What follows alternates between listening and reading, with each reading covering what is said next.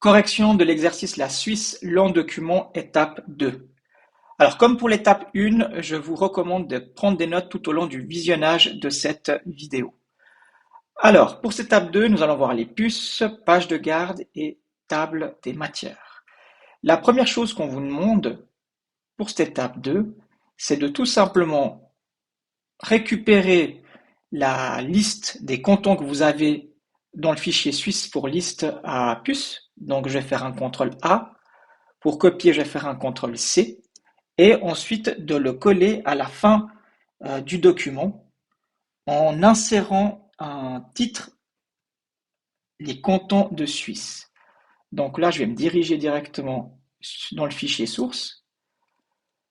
Alors, pour vous rendre à la dernière page, je vous recommande d'utiliser la navigation. Et là, je vais dans page 4. Voilà. Et là, je vais insérer tout simplement ce que je viens de copier. Alors, juste avant d'insérer, je fais un Enter. Donc, n'oubliez pas, de chaque fois quand vous travaillez dans Word, d'afficher les marques de paragraphe. Donc là, je vais mettre mon titre, les cantons de Suisse, que je vais appliquer, là, ici, le titre 1. Donc, je sélectionne ici. C'est normal, on n'oublie pas, à l'étape 1, on a fait en sorte que le titre 1, dès qu'on a un titre 1, il y a un saut de page. Donc là, je peux vous le montrer. Si je fais clic droit, modifier, je vais dans format paragraphe et dans enchaînement. On avait paramétré qu'on avait besoin d'un saut de page avant. Voilà. Donc là, maintenant, je fais Enter et puis il ne me reste plus qu'à coller la fameuse liste. Donc là, je vais effacer les retours. Voilà. Et maintenant, on vous demande d'insérer une puce image carte de Suisse. Alors, vous pouvez sélectionner la liste des cantons. Ensuite, dans le groupe paragraphe, on va dans puce ici. Définir une puce. Et là, on a trois possibilités. Soit on choisit symbole, image ou police. Alors, dans notre cas, ça va concerner l'image. Je vais aller récupérer mon fichier qui se trouve en local sur mon poste. Donc là, exercice 2, étape 2, image suisse.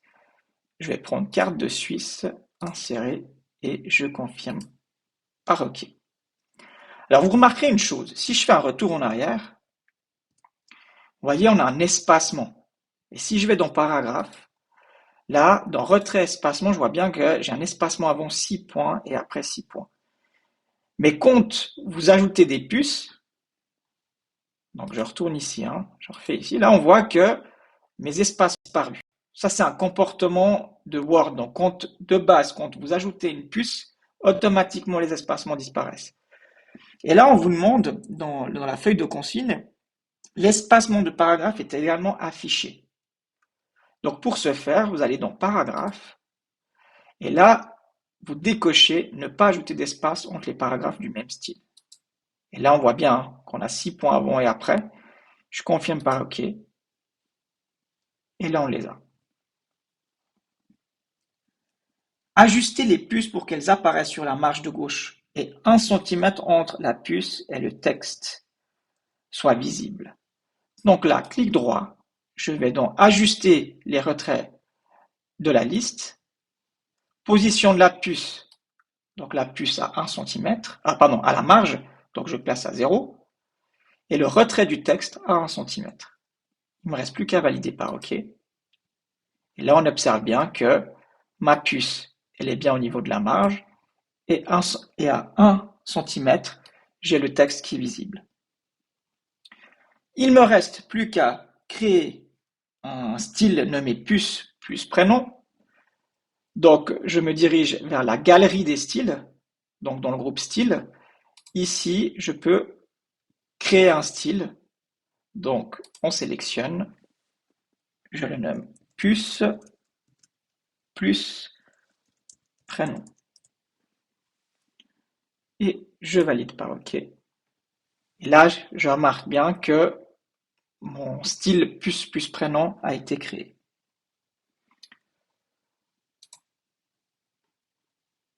Ok, alors après je peux venir tester, hein. Donc je fais 2 fois Enter, hein, par exemple, et je mets bonjour. Je vérifie que ça fonctionne. On est bon. Donc là, j'ai plus besoin, je vais l'effacer. Voilà. Ensuite, à l'étape 3, on vous demande d'ajouter une page vierge en orientation paysage en début de document. Alors là, encore une fois, je vais dans la navigation ici. On n'oublie pas, hein, pour l'activer, vous cliquez dessus. Dans page, je vais à la page 1. Voilà. Puis là, on voit, hein, que automatiquement, le curseur il est placé entre le 1 et puis Suisse centrale. Donc depuis là, maintenant, je peux ajouter une page. Vous allez dans le ruban, dans mise en page. Et là, vous avez saut de page. Et on va utiliser saut de section. Alors, je vous explique pourquoi. Si on fait saut de page, je clique dessus. Voilà. Puis maintenant, j'oriente la page. Orientation paysage. Vous remarquerez que l'ensemble de mes pages sont orientées en mode paysage. Si je fais un double clic, hein, pour activer l'en-tête, j'ai une en-tête. Chaque fois, j'ai en-tête, en-tête. Maintenant, on va essayer. Donc, je reviens en arrière et on va pas faire un saut de page, mais plutôt dans mise en page, un saut de section. Saut de section ici, hein, page suivante.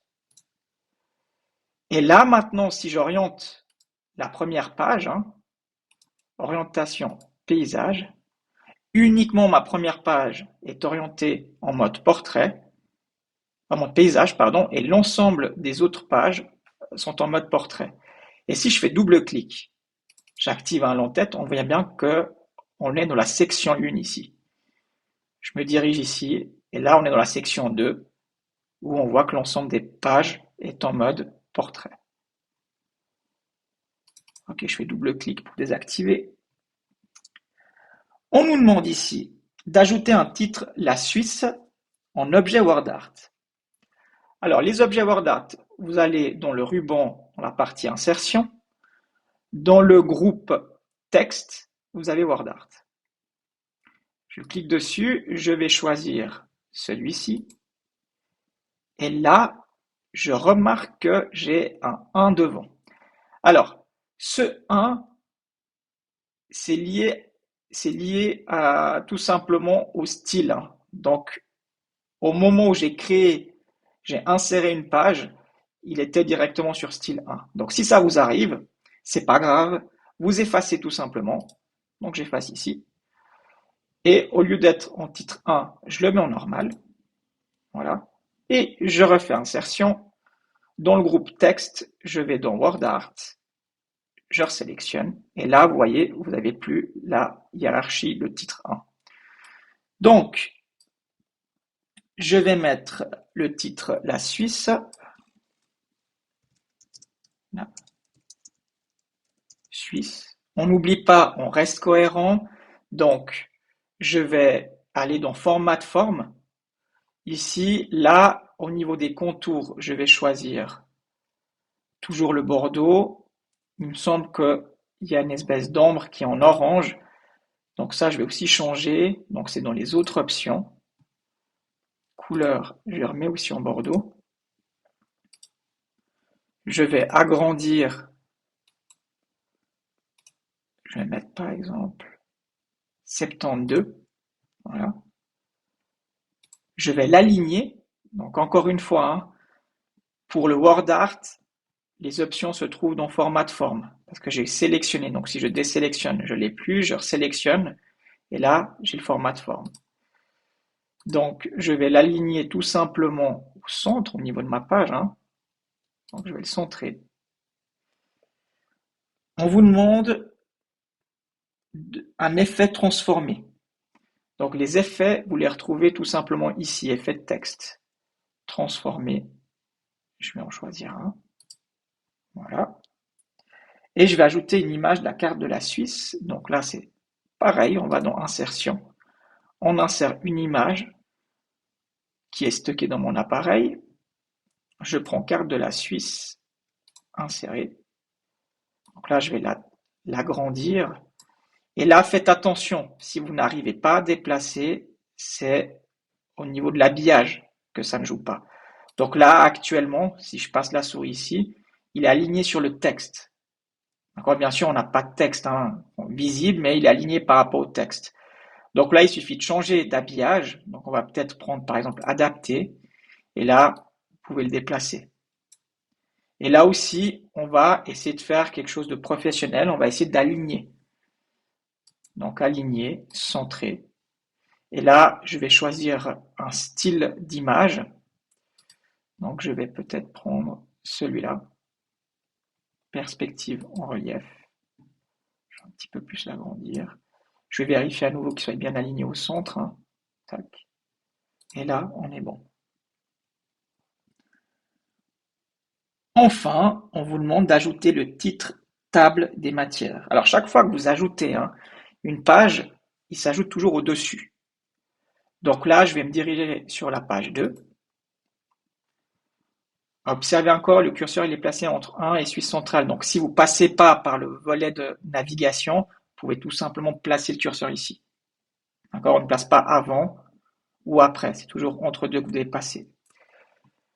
Alors je vais de nouveau dans mise en page. Ici tout simplement, je peux faire un saut de page. Voilà. Et sur cette page-là, je vais insérer une table matière. Donc, je retourne dans Accueil, je mets le curseur ici. Encore une fois, il est comme avant dans titre 1, donc je passe à normal. Je fais un Enter. Là, c'est sur cette page-là que j'aimerais ajouter ma table des matières. Ensuite, je vais ajouter déjà le titre. Attention, le titre n'apparaît pas dans la table des matières. Donc ça, je ne vais pas utiliser mes fameux styles parce que le titre 1, titre 2, titre 3, ils vont se retrouver dans ma table des matières. Donc là, je vais créer quelque chose de manuel. Je vais saisir tout simplement table, c'est une table, des matières. Donc, je vais l'agrandir. On va mettre à 40, à 28. Hop. Je vais le mettre en bordeaux. Toujours respecter. Voilà. Et là, je vais insérer ma table des matières. Donc là, je peux passer à normal. Hop. Et c'est dans Références, table des matières personnalisées. Pourquoi personnalisées? Parce qu'on souhaite avoir que les deux premiers niveaux uniquement. Donc titre 1 et titre 2.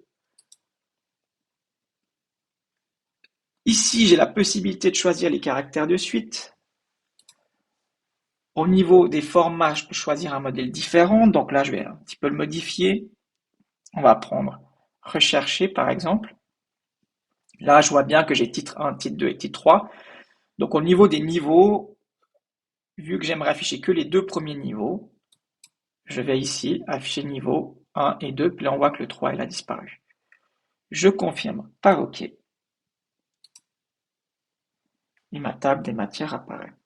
Maintenant, si vous modifiez quelque chose au niveau du titre 1, titre 2, vous modifiez le texte, n'oubliez pas, vous n'avez pas besoin de supprimer cette table des matières et puis l'ajouter à nouveau. Vous pouvez tout simplement la mettre à jour. Pour mettre à jour, vous faites un clic droit. Alors, vous avez déjà le contrôle-clic qui apparaît. Alors ça, c'est pour suivre les liens. Mais pour mettre à jour, vous faites clic droit et puis vous allez dans Mettre à jour les champs. Et puis là, faites systématiquement mettre à jour toute la table des matières. Comme ça, vous évitez, s'il y a quelque chose que vous oubliez, en tout cas, toute votre table des matières sera à jour. Vous confirmez par OK, puis les modifications s'effectuent directement. Voilà pour cette partie 2.